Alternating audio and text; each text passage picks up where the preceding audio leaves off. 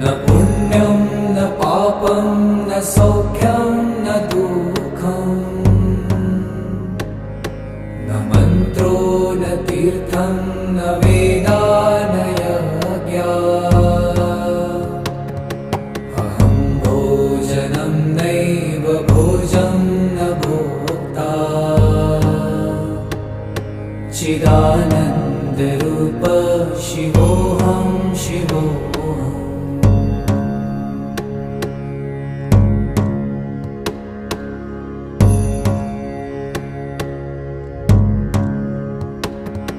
न मृत्युर्न शङ्का न मे जातिभेद